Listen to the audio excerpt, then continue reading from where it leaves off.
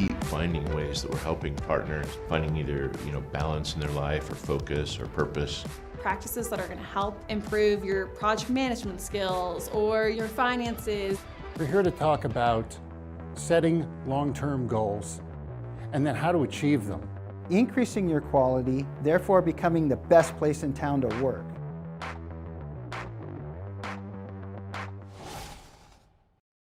Welcome to Academy Live.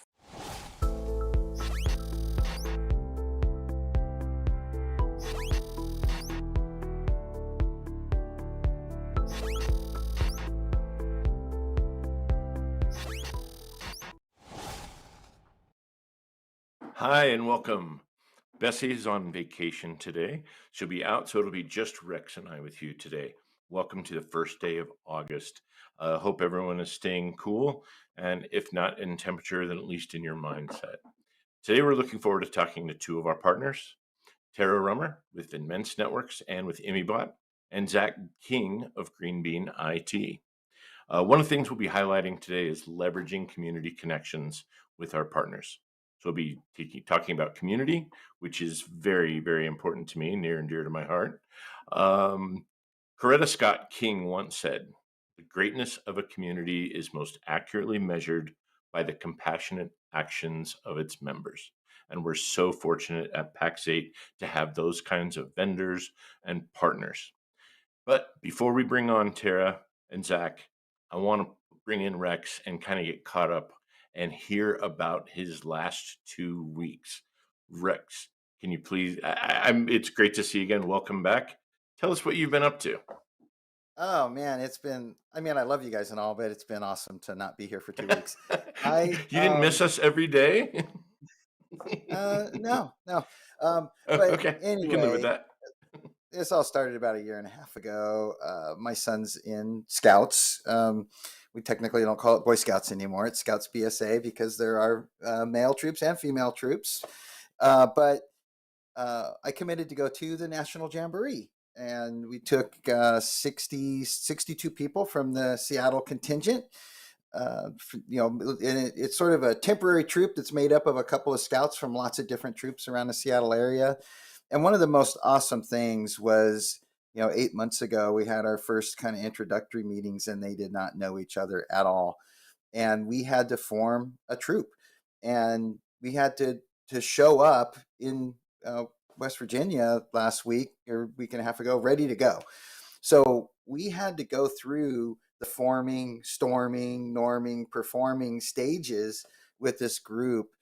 We had to elect leaders. We had to, create a leadership structure. We had to learn the methods that we need to use for group cooking and moving as a group and moving through airports, as a large group. And we practice all that with just like 3 or 4 in-person, 1-hour meetings where we got together and 2 weekend campouts over the last couple of months. And I got to tell you, we showed up at the airport completely packed, ready to go.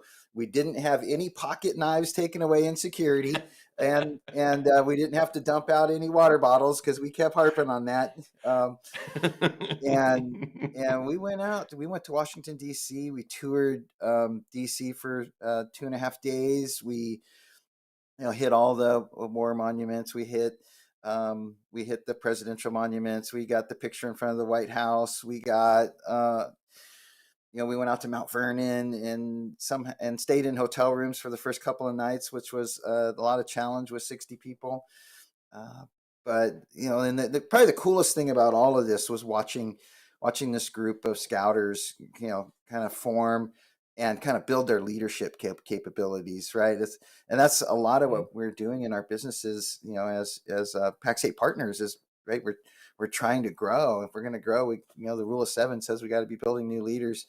And it was just an amazing experiment of taking these youngsters and building leaders to the point where we even gave them a lot of autonomy, right? It's like, okay, we're at the National Mall. We're parked at this end. We're going to meet you at that end in 3 hours. Stay in groups of 4. It was kind of interesting. We say groups of 4 make a lot better decisions than groups of 2. And so we had these scouts, gave them some autonomy, and guess what? They all showed up on time. It was pretty amazing. And then we made our way out of DC down to West Virginia at the um, Vetchel Scout Reserve out there. And I tell you, this thing is set up to host a world jamboree with 30,000 scouts, but we met up with about 15,000 scouts for the national jamboree. And, Oh, again, go ahead, Chris. that's wow. That's impressive to think, having that many scouts all coming together in one place for an And event. It just would be it was powerful. it was really proceduralized, like procedures to get the buses there. We showed up, and there's 2 pallets that have our dining flies and our all the cook gear we need for the group cooking and everything. And I was the quartermaster working with a group of youth that were the quartermasters. And remember, scouts is all youth led, so as an adult leader, our job is to make sure really nobody gets hurt. Other than that, it's a youth led organization, so the youth are running it, which I can apply a lot of parallels to as a scoutmaster, knowing that we don't run things, but the youth run the organization. It's sort of the best partner leaders that I've found kind of take that same view. It's like, no, they have a leadership team that runs it, and that takes years of grooming their scouts to, or the service or the owners. It takes years of shaping a person to become a leader or a manager in their organization, and it's kind of the same thing that I get to do with the scouts. I've had my own boys go through scouting. I And think we might have some yeah, pictures Rex, here. I was going to say, I think there's some pictures. I'd love to kind of have you explain the pictures real quick. Yeah, so this one is me and my son Mason. He got his Eagle Scout and hadn't had his pinning ceremony yet. So there's kind of a cool story that goes with this. There's 15,000 scouts there, and I heard that the National Eagle Scout Association was having a pinning ceremony for those that hadn't had that court of honor ceremony yet. So I was like, hey, how do I sign my son up? And they said, yeah, we can get him in. And I come to find out that, there's 7 scouts participating in this pinning ceremony, and the highest executives in scouting were, spoke at this somewhat impromptu pinning ceremony they did. So that was pretty cool. So that's where this picture was taken. This is a picture of those 7 scouts that had that honor. He actually had his pin put on him by United States Congressmen from Pennsylvania. Wow. So these were the scouts that had that. And then if we take a look at the next picture, this is the Seattle contingent. Like I said, we sent 62 people. The campsites were for up to 40, so we had to send some scouts into our neighboring Washington, another BSA council from Washington State where I live, and the girls were over in another troop that was only girls. But you can kind of see the Space Needle back there that one of the scouts made for our gateway to our campsite. But man, there was just all this process and procedure we had to follow to set up the campsites according Mm. to a certain standard. We had to have 4 tents and then a 5-foot walkway that lined up with all the other campsites. 5-foot walkway for emergency use. And so Hey, I it gotta. Well, I want was a to lot. jump in. Yeah, I want to jump in. A couple of things. First of all, congratulations, and I think it's awesome that you do this. That you love this. I think being a leader for these troops is something that's really special. So I think I just want to make a note and commend you for your time and energy that you give to that. Second is congratulations on the success. What you reported back is just so cool to hear. This, that they succeeded as being leaders, right? You're not telling them, okay, you're reminding, you're guiding, you're coaching, but you're letting them succeed and build on that. But the parallels to And learn from some failures, and that was part of it for sure. absolutely. That's so great. That is good. That is really powerful to learn from those. And I think to give them that opportunity, but it goes back to a couple of parallels. You talked about the regimen, the structure, the standards, the formality. But look at how well that worked out. And in our businesses, sometimes we don't want to admit, sometimes the standards, the structure, the formal processes contribute to success. And all of the work that you did ahead of time with those, the members, the troops, the leaders, it's not that you just showed up and then they just did these things. You prepared. You did a lot of work before you even left to ensure some of their success. Yeah, it's not that much different than what the academy's about, right? It's like let's go through the process of preparing for this event where we all need to work together.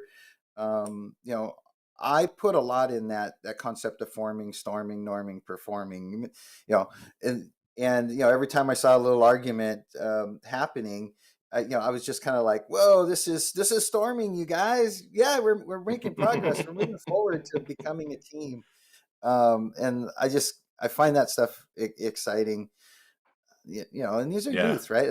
This is we put our what we call a senior patrol leader was a 15-year-old, Mhm. right? And he kicked butt. He guided and led that group through, like I said, 2.5 or 3 days in DC and 10 days camping in tents, and with just an amazing program that they put on where, I mean, scouts had, there was a lot of leadership opportunities. We heard Medal of Honor Mhm. recipients speaking. The CEO from Accenture was there.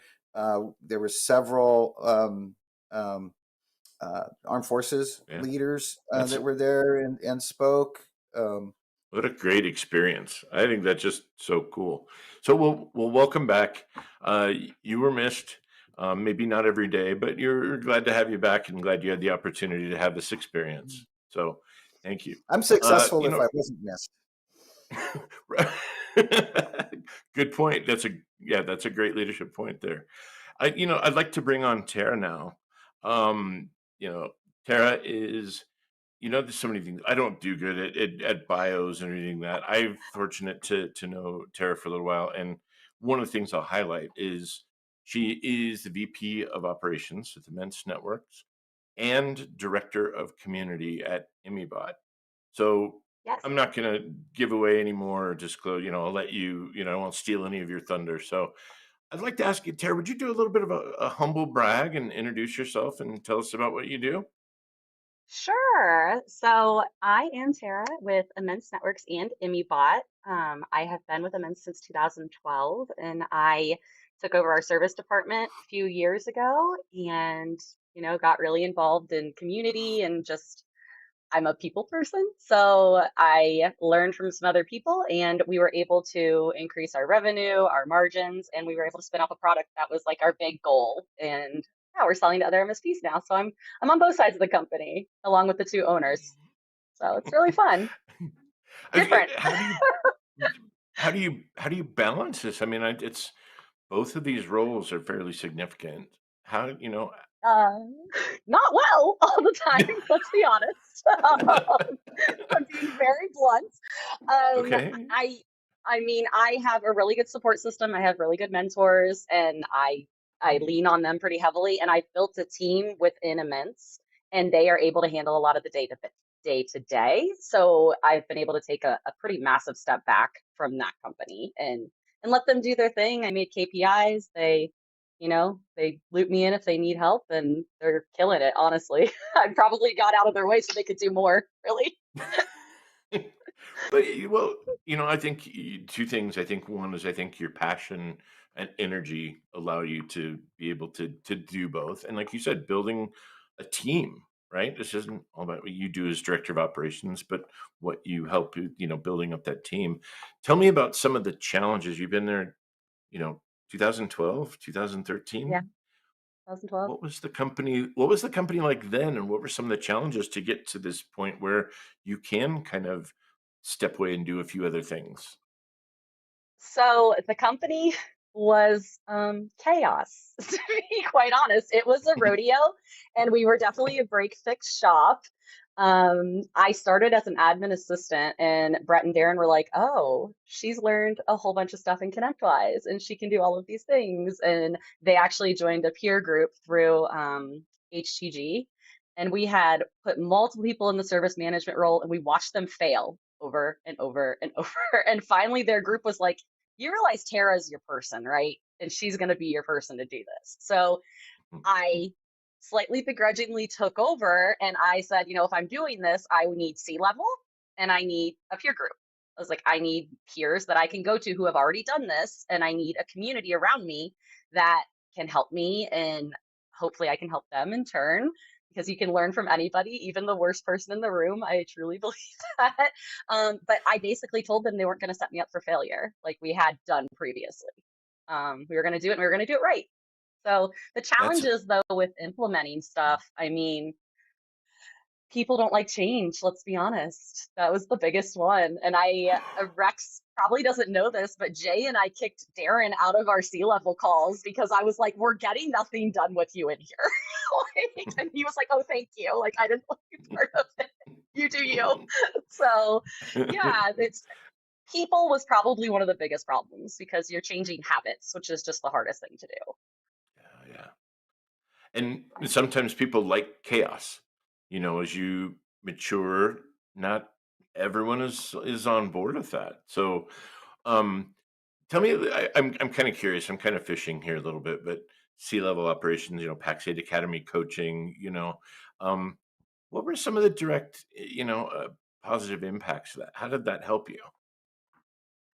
So I think a lot of it actually is knowing I wasn't on an island because I am not technical. I mean, after being in this for 11 years, I'm slightly technical, but getting in, I have an art history degree and I didn't know what I didn't know. And I needed those people, I guess, to guide me a little bit. And I mean, Jay was amazing and he let me really drive everything. And we still talk to this day.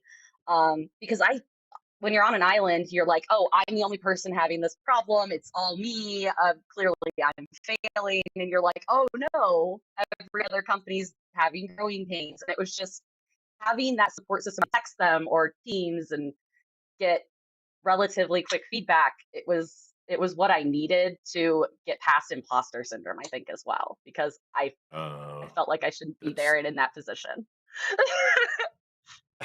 You know what? I have to mention this. I think, you talk about imposter syndrome, and I think how real that is, and how many people in the peer groups you talk about, either as owners or directors or service managers, and how that's such a real thing.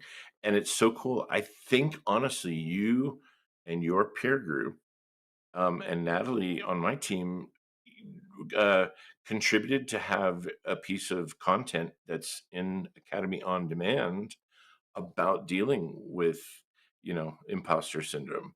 And I think it's awesome to see how, partners like you and our team and these groups can contribute towards sharing that information and learning.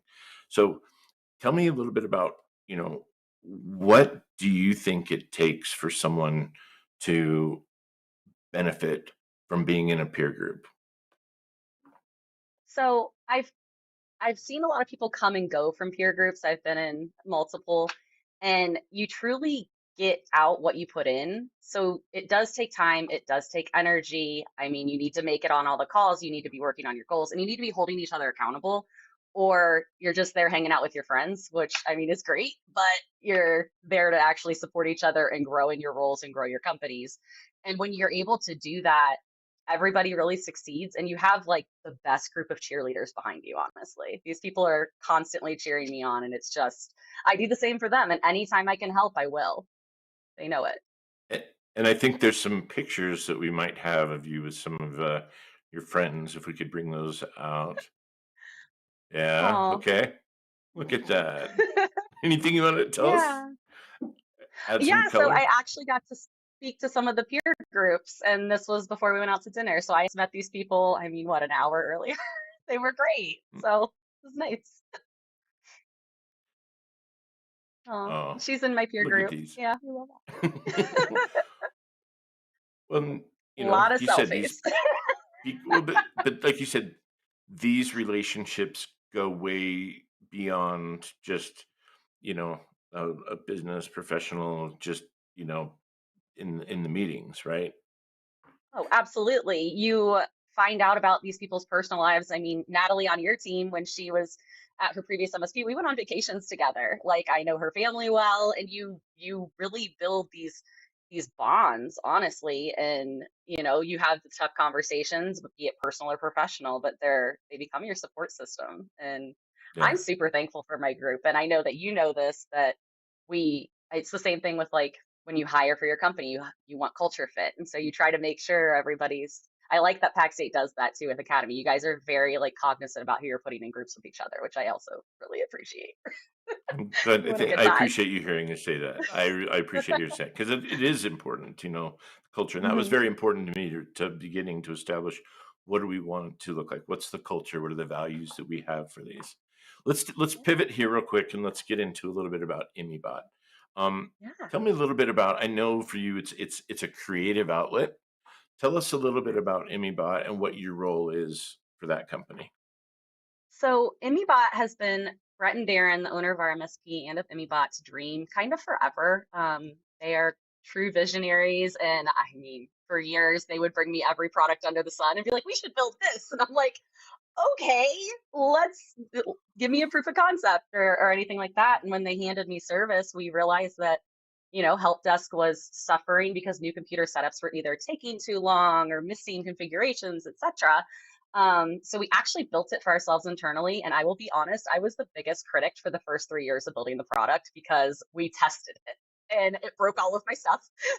And there were a lot of like contentious times between Darren and myself because I was like, you're breaking all of my things that I just made to fix in my gauges. So yeah, we did it, and we basically, their peer group ended up being our first like beta testers. So we really couldn't have built it without the whole community around us because they were like, we need this, like after we started using it.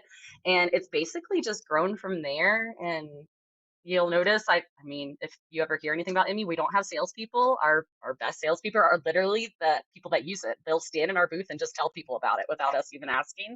So we take computer deployments from hours to minutes. That's our goal. So awesome. And that's powerful, and I like that the philosophy and how you have kind of evangelized, by connecting with the community and kind of leveraging those members to evangelize on your behalf. It sounds so much more sincere when somebody else, blows a horn for you. Tell me, It okay, really so does. with your Yeah. you're the driving force behind the creative. Tell me about, is that something you've always done and enjoyed? Is this kind of a new outlet that you've experienced? So I have an art history degree. I have always been into art. I have a ton of tattoos. If anybody ever sees me, I proudly wear them. Yeah. So when I'm very process oriented though. I like goals. I like metrics. I'm kind of a unicorn on a disc assessment. I sit back in the middle.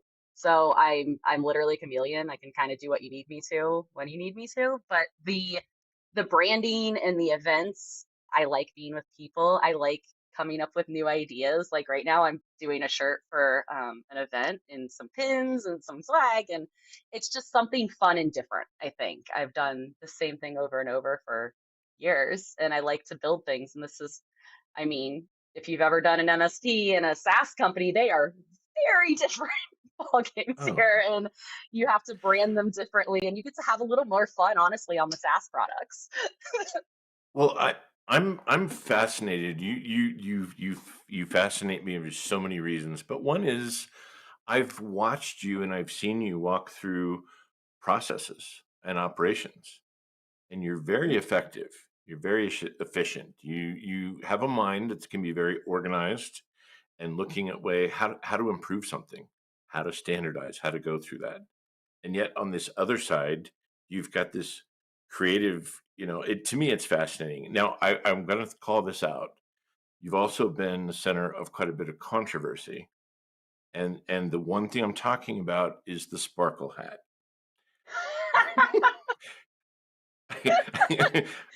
I couldn't let a session with you here and not bring up the sparkle Oh, hat. I How mean, would you which one? You describe have this? multiple.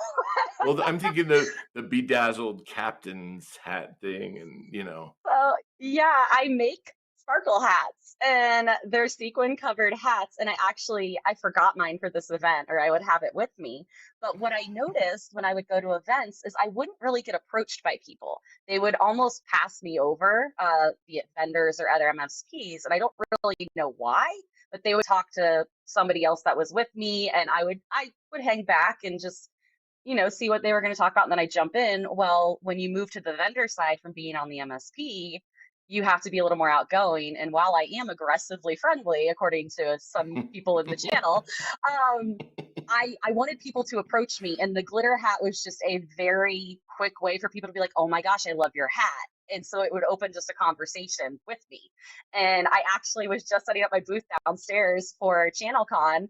Some guy came up to me, he's like, where's your hat? I was like, oh no, I left it at home. Like, I was like, I've worn it to 2 events. I didn't realize it was already a thing. But I love them. I'm very crafty. Well, I like how that sticks out and connects with people, and that's Yeah. one thing. Another thing I really admire, like, is how you do establish connections. You do have a lot of connections, relation, and I'm gonna jump around a bit and say, one of the things we talked about is, you know, paying it forward or the go giver. I'd love to, that's something I know that's important to you. I would love to hear kind of how has that mindset played out for you? How have you seen that, really serve you? So I'm actually huge on that. I believe everybody can grow and succeed together. I know there's competition and things like that, but we have even competitors in our MSP who will call me if they need help. And I am big on giving back to anybody I can, really, because at the end of the day, I like people. I think we're all human, and I think we all have our good and bad and everything like that. But I want to feel good at the end of the day knowing I did something to make your day better or to help you. And I've kind of instilled that in my team. And whenever they come to me with a problem or anything, it usually is, okay, do you want me to fix this for you? Do you want to vent?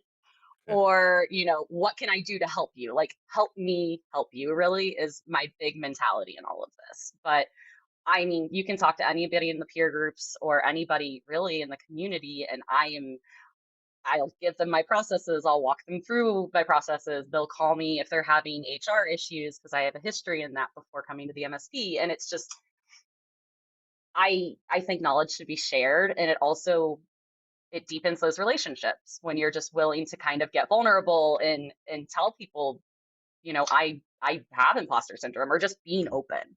So, I don't know. It's worked really well, and I genuinely I want everyone to do awesome. Like, that's really all it is. And if I can help them any way I can, I will. But I love the way that comes through, and I think that just is a testament to your success. I think is your willingness to share and to be open. And I'm going to lean into this again. Aggressively helpful. I think is that still on your LinkedIn profile? Is that Yeah, still out there? it it is. And Natalie actually brought me a magnet that's in my office that says I'm not bossy, I'm aggressively helpful. My boss says that. He's like, even when I don't want it, you're there just helping me out when I didn't realize I needed it.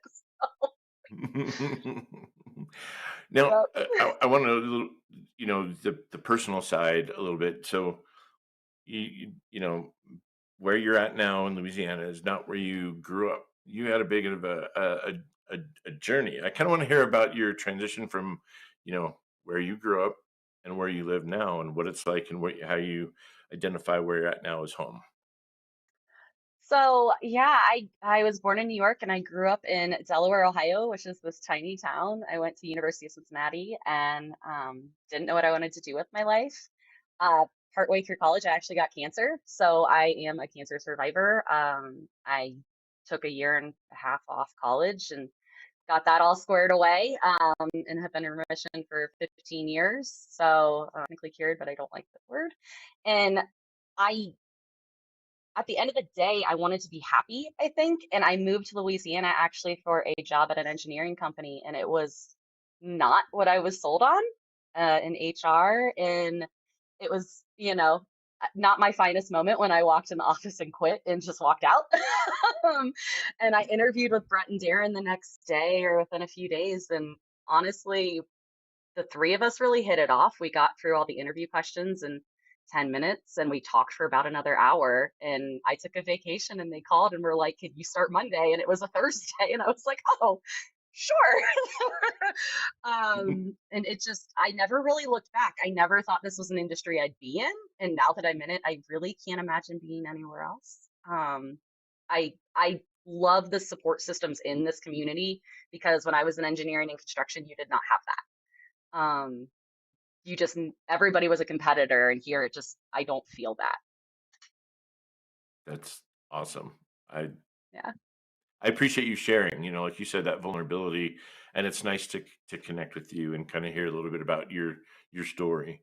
And I do want to assure people listening that we don't have it now. I want to apologize. We don't have the sparkle hat here, but next time we have Tara on, we'll make sure that that's a requirement. We'll make sure you get to see Tara and the sparkle hat.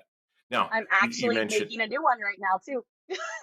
oh, see, it'll be the newer, brighter, shiny, the new and improved.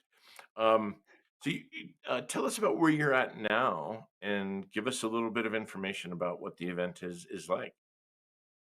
So I am at CompTIA's ChannelCon. This is our first year doing it. It's pretty big. It actually hasn't started. So I was literally downstairs right before coming up here, setting up my booth and feverishly trying to put everything out so that I can get on here. But it's the group that's here so far. It's been really great. I actually flew in on Sunday to spend some time with Caitlin from Channel Program and Brandy from, oh, I can't remember what company she's with. I just met her, but it was great. And everybody has been really nice and just very helpful, because this is literally, I think, only the third event we've ever done. And so I'm still learning about doing the events, and everyone is very different. The last one we did was MSP Geek, but I'm hoping this one's great. The content looks awesome, and I mean, I can give you an update on Friday when it's done. I will expect to hear that. And what I mean, you thrive in those kind of events. You know, I've seen you at, conferences, I've seen you at events, and you just thrive. Tell me a little bit about what is it about those situations that just you feel at home in?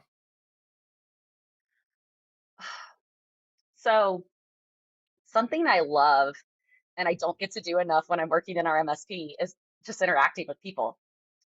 Because I was so heavy into operations for so long, I basically worked with three people and that was about it. And so now I'm getting, and everybody was stuck in their Mhm. houses with COVID, and I am naturally an extrovert, I guess. And so being here, I'm getting to learn everybody's stories, and everybody has one. And I genuinely, I'm interested in people. And so my boss one time was like, how'd you social engineer that friendship? I was like, I didn't. We had genuine interests that were similar, and we became friends. Like, that was, I don't need this person for literally anything. They do some scripting stuff, and I was like, I have no reason to hire him. Like, you guys all need him for stuff. I wanted to learn about him, because everybody is so different in this industry, and everybody's path has been so different. And I was up until, I mean, 1:30 last night talking to someone I'd never met before, just learning about them. And I really think that's it. You have to be open to it, because you can tell who Yeah. doesn't want to talk to you. But I do love the way you do connect, and you can tell that there's a passion there, and I love the go giver, the mentality. And I want to thank you for being here, Tara. I really appreciate you taking the time to hear. I really also appreciate your presence, in the Pax8 communities, involvement in peer groups, and contributing to courses and academy in general. Any last words for anybody listening or watching? No, this has been so fun. I'd like to talk again. Let's do this again. Good. Love to have you back on. Thank you, Tara. Hope you have All a right. great event. We'll look forward to catching up with you again soon. Thank you. Bye, guys. So now I'd like to transition and bring on Zac King with GreenBean IT, and hopefully Rex can help uh, grill Zac a little bit. Bringing the hammer to this little segment. But Zac, why don't you start again? I'd love to give you the opportunity to do a little bit of a humble brag and tell us a little bit about you. I don't know how I'm gonna follow Tara up because she has all the cool stories. I'm not aggressively helpful. I'm usually just called aggressive without the helpful part. So, you guys who are watching now, I'm sorry. I apologize in advance. No, so I'm Zach. I am VP of GreenBean IT. We are based here in the Dallas-Fort Worth area. I've been doing stuff with technology, I think, most of my life, but probably getting paid for it as a real job for about the last 22 years or so. Um, so yeah, I love what I do. If I play the lottery more and then I won the lottery, I would still do what I do today, just in, shorter time periods and maybe from more remote exotic places. That that's very telling. I think that's somebody that has found a passion or found an itch to do what they love. Which is why Yeah. we'd say you never work a day in your life. Although I don't know if people are saying it for the same reason. I hear that around here a lot, and they're always looking at me when they say that, and I think it makes a lot more sense now as to why they say We'll that when they're we'll talking assume about it's the the guy who. passion. Yeah, Okay, we'll assume okay. it's the I'm gonna passion call it and passion. the Yes, love of what you do. Um, exactly. um, how did you get started in IT and technology?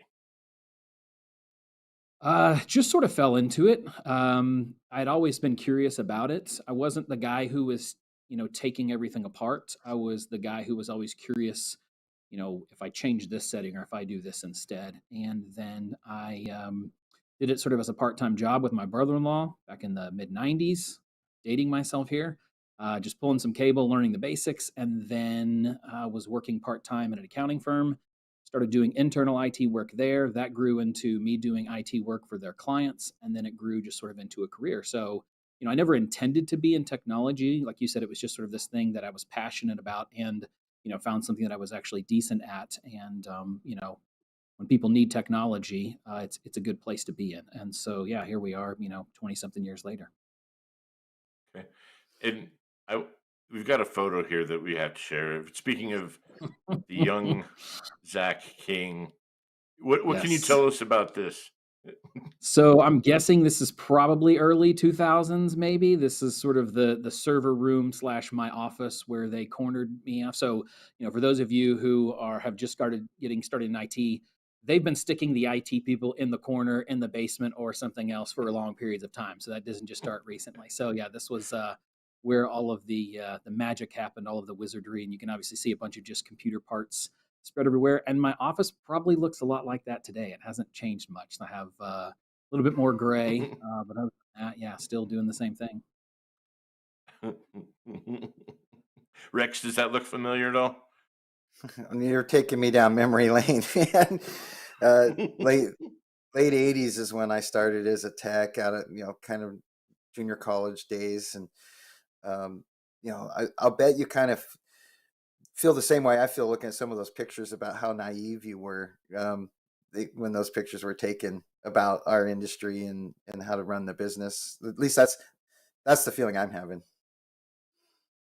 Yeah, for sure. I mean, I look at how much has changed between then and now in the last 20 years, and it seems like, there's sort of this acceleration where things change much more rapidly now than they, ever did before. And, just when I think I've got some things figured out, never everything figured out, something changes. So, that's part of what I love about it is that, there's always something changing. There's always something new to learn.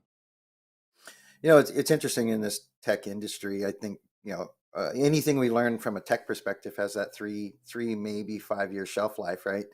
But everything I learned as a leader or manager kind of compounds for a lifetime. And when I see those old pictures, that's kind of where my mind's at. Yeah, I Um, agree. Go ahead. well, I was just gonna say one of the things we do every week is we do a quote, and you provided the quote today, and I'd love for you to kind of read it to us and tell us a little bit about it and what it means to you. Can we bring that up on the screen, please? Yep. So your life today is a result of your thinking yesterday. Your life tomorrow will be determined by what you think today. So this is one of my favorite books called Thinking for a Change. Um, and it's kind of one of the most, I think it's just sort of paradoxical because I think we take what we think for granted and we don't think about what we think or why we think it or why we came to that conclusion. And so that book just sort of really, I think, framed me to, even in technology, why did I gravitate towards this technology or this solution?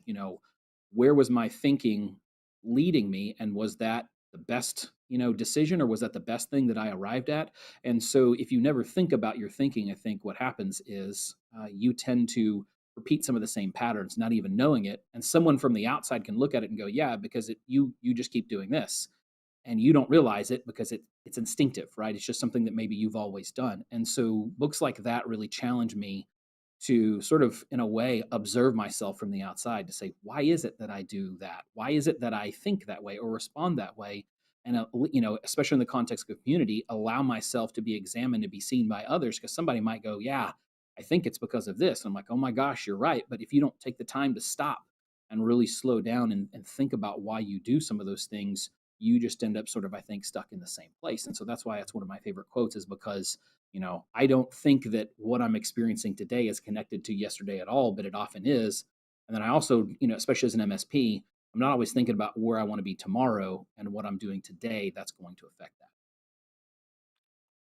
That I makes me think we're think going to of do a Rex's future show. statement. Yeah, we're going to do a future show on this, I think. But I got this thing what we call the 68 key decisions, and they compound on each other. And it's in really hearing this quote, hearing you talk about this quote, it's making me think about how we can't understand what we're going to be thinking later, and you can't move straight into that. You got to build on it. You got to make these decisions, like, hey, I'm going to be less technical, and then, hey, I'm going to run the service department with a better financial understanding, and hey, we're going to build a leadership team, right? Like, it's a whole different set of thinking that you think about as you grow and mature the company. And reading this quote's really given me some pause to think about how it is that future, that thinking today that's going to shape how things, how you grow and mature the company later. Yeah, What are go ahead. well, what? Okay, so tell us a little bit about your company. Um, First of all, I want to unpack the name a little bit. So, GreenBean IT. That's not something that you hear a lot in our industry. So, tell us a little bit about what's behind your company's name. Sure. So, it was one of those things where you throw a bunch of names around, and some of them you're like, oh, that's pretty cool. Like, we as tech people think certain things are cool, right? And most technology companies, their names tend to have very similar sound to them. And this was sort of one that when it came up, we're like, huh, that's funny, GreenBean IT. And then, as we sort of kept narrowing the list of names, it kept making the cut. And we're like, all right, we got to figure out how to make this work. And so, we feel like that our clients, that when they use our technology services, it's good for their business health. And your mom always told you, eat your vegetables, eat your green beans, because it's good for your personal health. So our tagline is GreenBean IT, good for business health. And it sticks, right? I mean, you tend not to forget it. And it's just one of those things that it's a marketing thing. It does its job and makes our name hopefully memorable in a good way for people who hear about it. I like it a lot.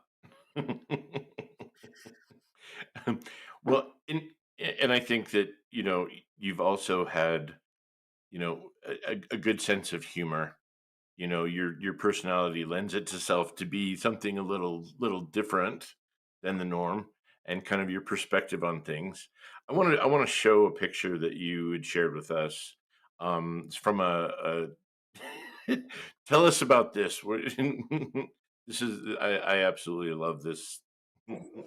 So we actually have this framed in our office. It's on a picture. I couldn't find a picture of the picture, so I just threw this up. But it really is, we when we sort of work in IT, especially network engineering, it's like somebody comes to you and says, "This thing is down." And you're like, "The whole thing?" And then it's like, "No, just this one thing." And you're like, "Oh, how long has it been down?" "I don't know." "Can you just fix it?" And so, we get this much information, right? And then we're expected to whole thing there. And so it's just funny because, the clients that we deal with, they don't know the technology, they don't know the terms. They're just like, I don't know, but I know when I go to Facebook, it's not working and I need you to fix it. Right. And so that's where, this quote is just more humorous for us because people think that we have a magic wand and we don't. It's magic pixie dust. So get it right if you're going to accuse us of having something that we just sort of, sprinkle on there, as the kids do nowadays, like this. And we have to do it sometimes with limited information with people who don't really know how to communicate. what the actual problem is. And so it's just sort of more, if you don't laugh, you go crazy or go crazy quicker. And so it's just something humorous that we have up around our office. And I love that Rex is familiar with this too. Like he's been in that boat, been in that position with little information. And I think that's really Rex's response to it is really what sparked his career and the involvement and the development of C-level ops and all that. Rex, I don't know if that's on point or not, but what's your thoughts? Well, it made me think about. I actually got some negative feedback from a client one time. Like I was used to walking into server down situations, right? Like I know I have confidence. I'm going to walk in, the system's down, everybody's upset, but I have a system, a process I'm going to work through to get this thing back online. And I remember just kind of confidently working through whatever the issue was, and they didn't feel like I understood the sense of urgency that they were feeling because I was too calm. And so I got a complaint about that. It's kind Oh of wow. interesting. Made me kind of think about that. I'm just trying to think of the better alternative to that, you know, Well, to it's kind of like that first time I went skydiving. The the guy that I was strapped to said, "Hey, your adrenaline's going to be going nuts, completely nuts. I've done this 5,000 times. This is just another day at the office for me," kind of thing. And it really kind of helped me settle down. well, Zach, can you tell us about, I know you read a lot.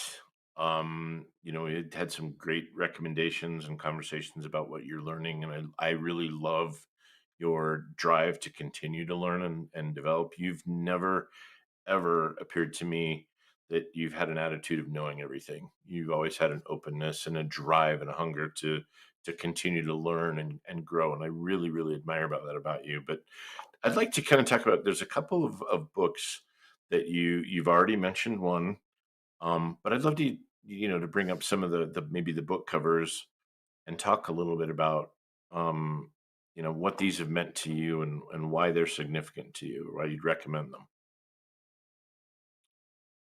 Yeah, sure. So that first one, Thinking for a Change, it's one that I probably go through regularly, every 3 to 5 years, just because you think you've got it down right, and then something comes along there, and it really just it challenges you, because as you sort of grow in your career and you go in life, you're always going to encounter different stages that require different skill sets, different relationships, sort of different thinking, whatever it may be. And so it is for me sort of a lifelong thing of I'm always learning, I'm always growing, I'm always trying to um, challenge myself and sort of be challenged. And so, the other book is called Selling the Invisible. It's been around for a while, and it's really sort of a book that I think is very applicable for us as MSPs, because really, if you think about it, we don't sell widgets, right? We don't sell burgers, we don't sell cars, whatever it is. This right here, and what I'm holding in my hands, it's invisible, right? That's what they buy. And so it helps you to understand really what it's like for someone to buy a thing that they can't touch, they can't feel, they can't smell, they can't sort of, they only interact with it through you. And especially for us as MSPs, that is um, that's what we're selling as ourselves.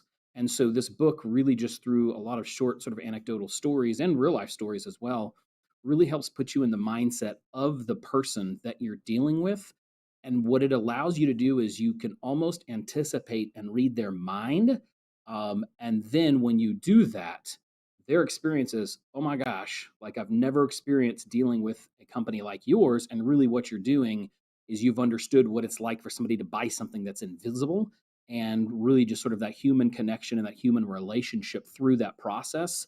And I think especially for us nowadays, because we are sometimes our organizations are geographically dispersed, and so are our clients. And so you may not even be able to be face to face with some of those people that are spending thousands of dollars a month with you. And so really being able to connect and to be able to have something that is tangible, that they feel is tangible, even though it's not there, is really sort of an amazing thing. And that's really what this book kind of helped me do. I read it early on in my career, and it's just sort of been super impactful.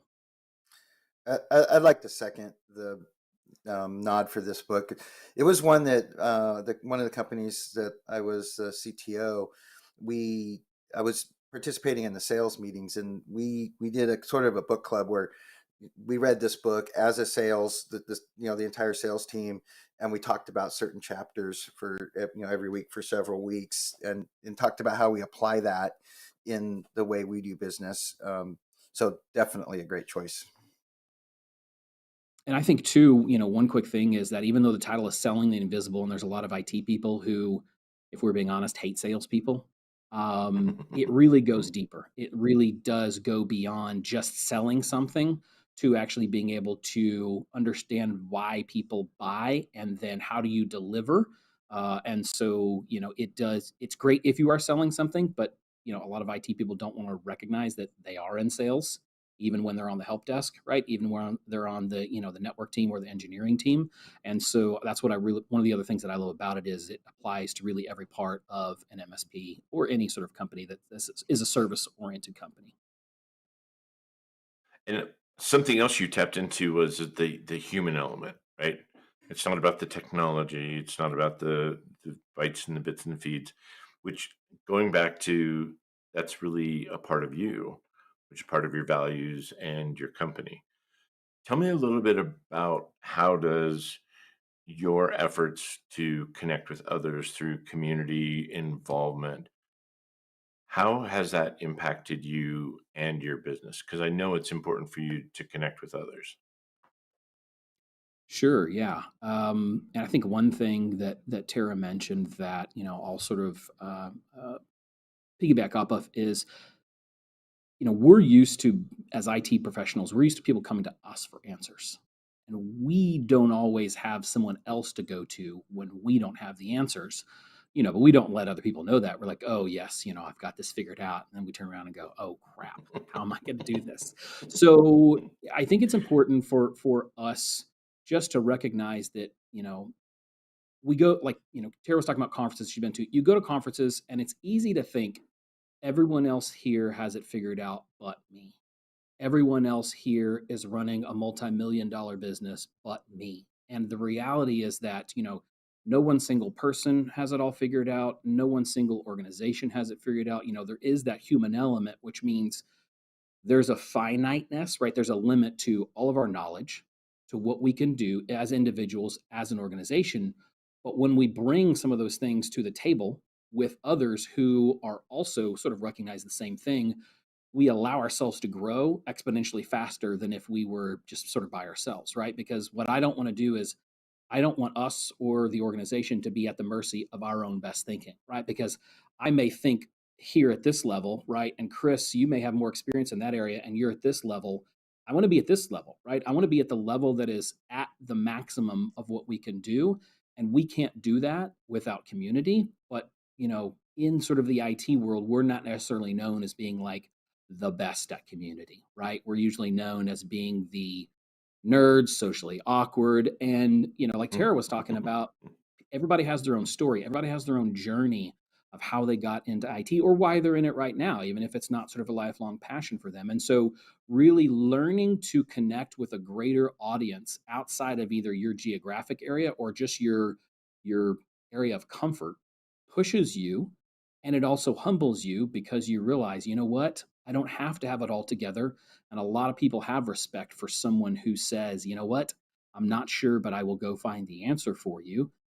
And that's one of those things that really, I think, helps us just in IT overall raise sort of the bar for each other versus, seeing everyone as the competition and kind of just like Tara was talking about, being willing to help, being willing to talk to anybody, whether they're your competitor or not. And just sort of growing it because sort of the rising tide floats all boats, right? It's the more that we're out there and engaging with each other, the better we're going to be overall. Which I want to hear what Rex said. Before I want Rex, there's something I wanted you to answer. But Zach, one of your superpowers that I've seen is asking challenging questions. You have a gift of not always taking things at a face value and looking at it a different perspective, kind of peeling back layers. Can you explain, How did you develop that, and how has that affected you as far as evaluating your own professional development, your business, your personal development? No. Yeah, no. There I we was I go. was trying to think of a question that I could ask you to put it back on You're you. just turning it around.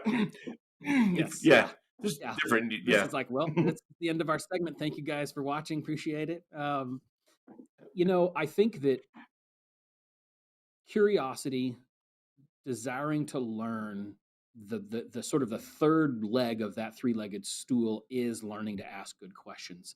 I'm going back to what I was talking about, earlier, that sort of network engineer funny thing. It's when people don't know how to tell you what's wrong, you have to ask them good questions to really get to the answer, to the bottom of it, right? And so learning to ask good questions, because sometimes people don't know what is really wrong. They just know a symptom, right? Or they don't really know what they want as the client of yours, and you need to present the solution to them. So you really have to hone in on, what does this person, or the person I'm talking to, what are they after? And so learning to ask good questions, whether you're on the help desk or you're in sales or something else, is so key on many levels. Because one, a lot of people, I think, and I've done this, make the mistake of, when somebody says, here's what I'm looking for, you go, oh, I got the solution. And you think you're going down here. And the client's like, that's not what I was talking about at all. This is what I want. You're like, oh. So, obviously it helps you to not seem arrogant, but it also really demonstrates a level of care that says, before I make a decision, before I move forward with this, I really want to find out, why are we doing this? What's the motivation? What does success look like? I mean, these are all sort of great questions to ask, that really, it allows you to get deeper into the weeds, which you have to do really before you're ready to go, okay, here's really what I think. I think in any situation, it's a skill set that, when you have done it long enough, you can then start to guide the conversation with your questions, and then you really uncover what's really at stake here. Because sometimes it's not always, a logical thing. Sometimes there's an emotional element of what you're after that you really have to uncover, and the only way to do that is really with good questions. My And engineers always thought it was weird, but I always signed them up for solution selling courses. And it's not because I wanted them to go close managed services deals or projects. It was because I wanted them to learn to ask questions, because they have ideas and thoughts and messages they're trying to get across, and problems, and, solutions they're looking for. And I think there's no better way to do that than asking questions. And I tell you, those sales courses can really help them learn how to be a different kind of engineer, and slant more toward the consultant. that's brilliant. I love that. Well, Zach, I want to thank you for being here again. I really appreciate you and your involvement and your partnership with Pax8, and many thanks for all you contributed, and appreciate you being here and being on the show. I will wait for that $1 million check in the mail. Hold my breath. You know I don't what, think I have the Zach? authority to sign. Yeah. For my next series, I'll be talking about the art of negotiation. And maybe we'll get a sparkle hat from Tara for you to wear while you're talking about negotiation. So, we'll There you bring that go. up. Thank you, Zach. Great to see you. Thank you, Chris and Rex. I remember being 19 years with a company, and just feeling like I was on an island. And I think I heard the word island from both Tara and Zach, right? Like, Hmm. and I remember feeling like, man, if maybe I should just like resign and go work someplace else for a little while to get some other thoughts and ideas, and then I can come back here and do a better job. And then I found the peer group, and what a difference. And today's show was mostly about, or talking to both Tara and Zach about how they're leveraging resources outside of their own organizations to grow and mature their own careers as well as their businesses. And it's definitely energizing to talk to that group. And I think I'd love to have them both on to talk about some other topics in the future. So They just, you know what? They're very impressive. Just again, it's that mindset, that attitude that's really about something other than themselves, that giving the asking questions, the exploring things, being open to new ideas. And I'm glad to see, the energy and the passion they bring to that, because they contribute a lot. And I think that, when I've talked to both of them, they get a lot out of it. And I think that's just so rewarding and kind of validating. So yeah, I'm thrilled to have both of them on. It's good times. Any other thoughts, Rex? Any other final things you want to say? Well, I think I just did that. Yeah, I think you did too. But I know you're always thinking, and you always have that one more kernel. So I probably went to the well It's one just too many exciting. times.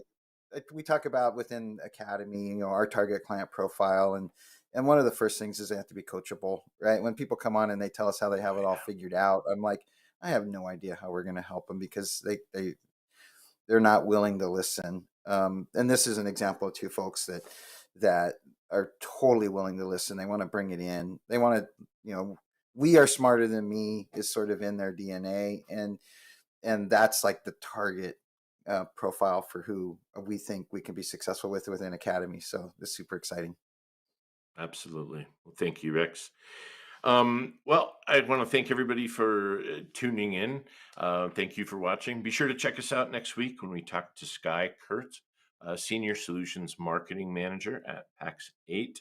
And remember, we're live every Tuesday at 2 p.m. Mountain and on demand always. So don't forget to subscribe and like us on our YouTube channel. Rex, you bring us out with... Well, besides liking and subscribing, think to yourself, what are you going to do differently tomorrow?